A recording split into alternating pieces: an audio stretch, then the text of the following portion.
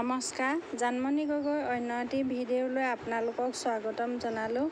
আশা কৰোঁ আপোনালোকে ভালে আছে। ভগৱানে আপোনালোকক কুশলে ৰাখক।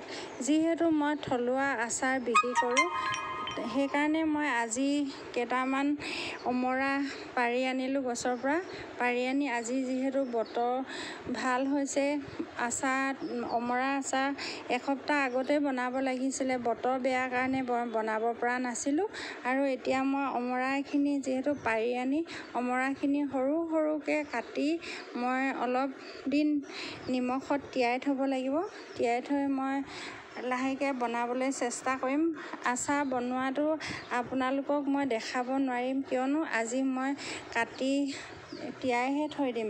3-4 দিন মই নিমখত তিয়াই থৈ দিব লাগিব। নিমখত তিয়াই থ'লেহে মই ৰ'দ দিলে আকৌ মই সেই আচাৰখিনি বনাব পাৰিম। আৰু মোৰ থলুৱা আচাৰটো মই খাই ভাল পাইছোঁ বুলি ৰাইজে কৈছে। আৰু মোৰ আচাৰটো বিক্ৰীও হৈছে বহুত, কিন্তু বতৰ ভাল হ'ব লাগে। আৰু বাঁহগাজৰ আচাৰটো মোৰ বহুত বিক্ৰী হৈছে। সেইকাৰণে মই বাঁহগাজৰ খৰিচা আচাৰটো মই সৰহকৈ বনাবলৈ চেষ্টা কৰিম।